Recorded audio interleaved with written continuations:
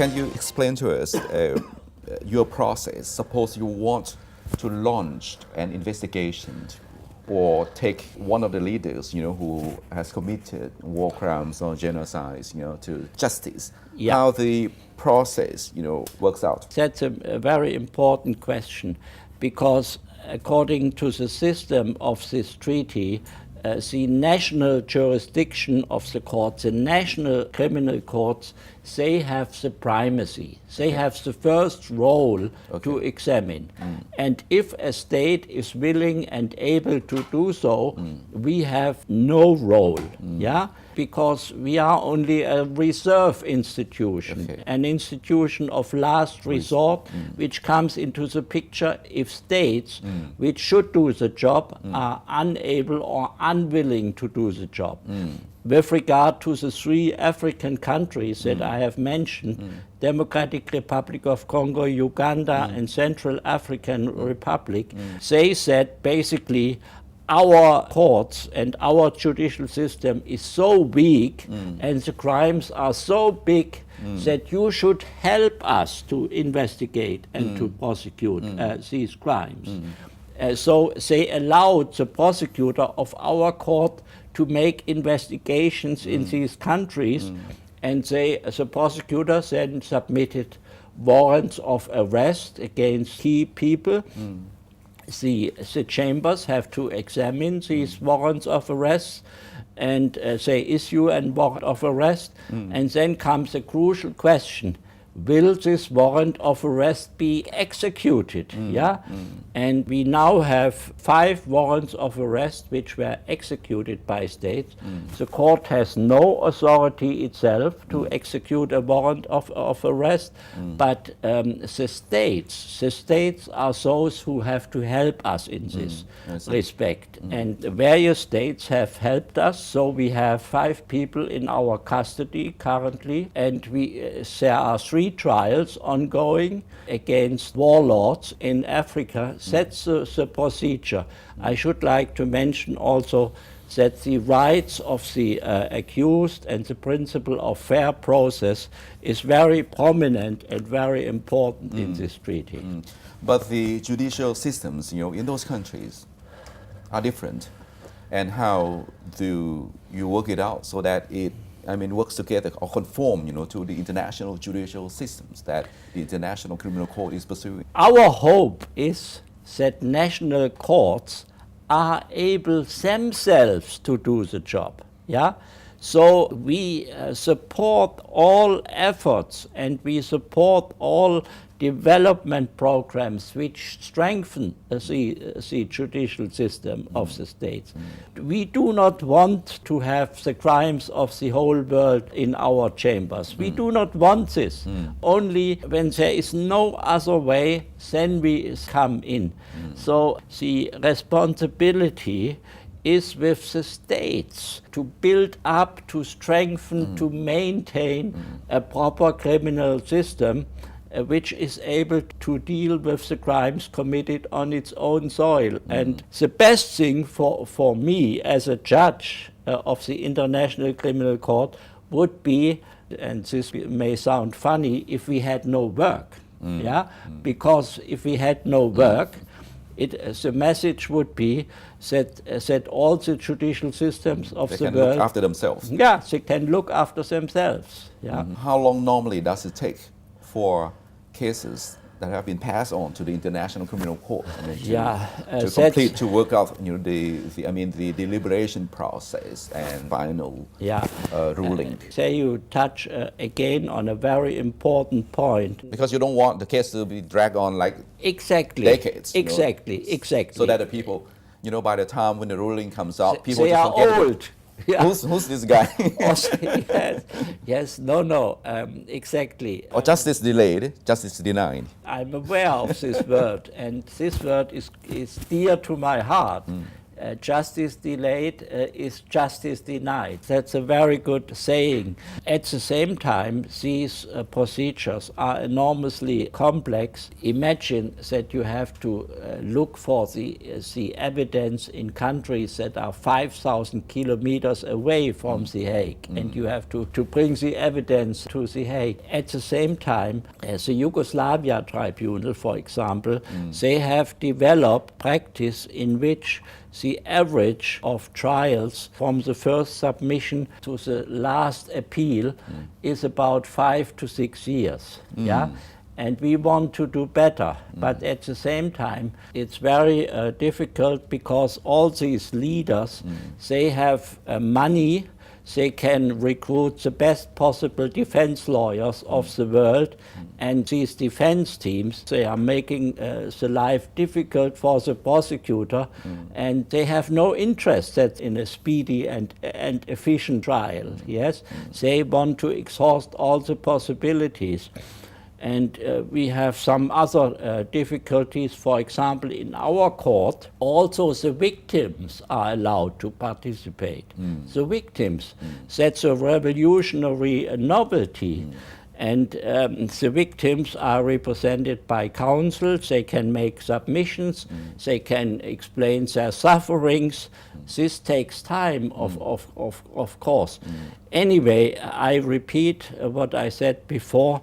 We are doing our best to make these trials efficient as possible. We have to improve, certainly, but slow justice is better than impunity. Yeah, that's an important point.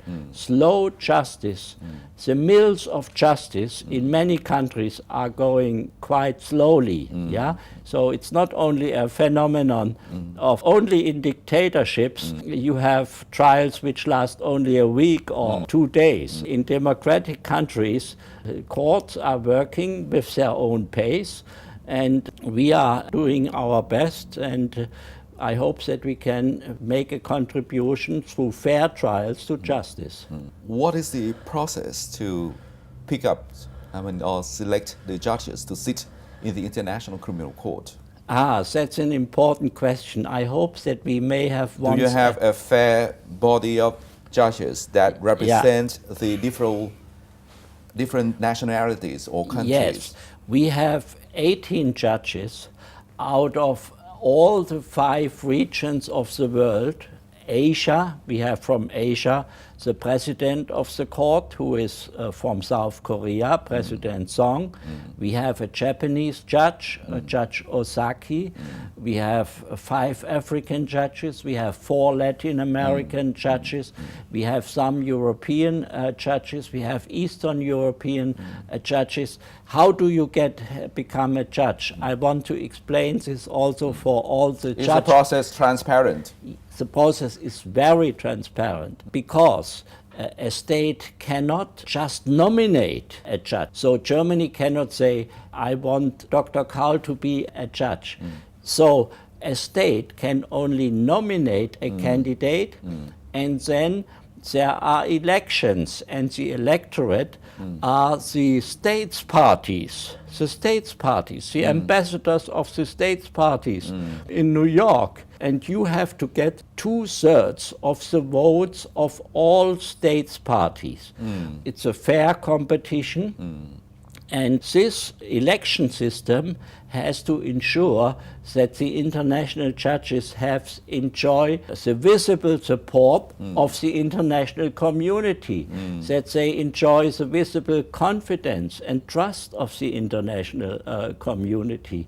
And you are elected for 9 years, and then you cannot be re-elected, because this is another measure to enhance the independence of the judges, in order to avoid that they think about their re-election chances when there would be a possibility for re-election. So once they are elected, they are there and they are independent. Do you have a large representation of the judges from the African countries that you mentioned that they play a key role in supporting the creation of the International Criminal Court? This is very important to us, so that the African states feel themselves properly represented. By the way, if Thailand would become a state party, then Thailand would have the right to nominate a judge. I see. As we have only 2 Asian judges now, I think that the elections chances for a Thai judge candidate would be quite good. And I'm going to say this also during the conference. Very good. Looking forward, what are some of the challenges that you see that the International Criminal Court, should be expecting to or looking forward to? Yeah, this is a question which is very much on my mind because people say that I'm one of the founding fathers of this institution. Yes, I'm interested in making this institution a successful institution, an institution which enjoys the respect of the country. The first point that I would like to make is directed against to our own address. We have to make sure that our institution becomes even more efficient. Yeah? For example, our prosecutor must develop even better methods for international investigations. But a third challenge is we have to enhance the membership. We were conceived in Rome, you can read this in the preamble of this treaty, as a court for the entire world. And we would be a court for the entire world if we would have, let's say, 150 states parties or 160. The United Nations have 192 member states, so we have to increase our membership. The most important challenge is that the court, let's say in 30 to 40 years, that people write in the books on the work of the court, this court has made indeed a contribution to more international justice. Yes, that's the most important thing that we want to achieve, a contribution to more international justice, a contribution to the fight against impunity, and that the people of the world are sure when these crimes are committed that there is a better chance to get the big fish, as you have said, than before. Thank you very much for a candid interview. Thank you very much. I hope that you have a successful conference here in Bangkok. Thank you, and I would like to convey once again the greetings of all 18 judges of the court to the people of this dynamic and sympathetic country of Thailand. Thank you. Thank you. And that's it for our program today. Thank you very much for watching our program. I wish to see you next time. Thank you. สวัสดีครับ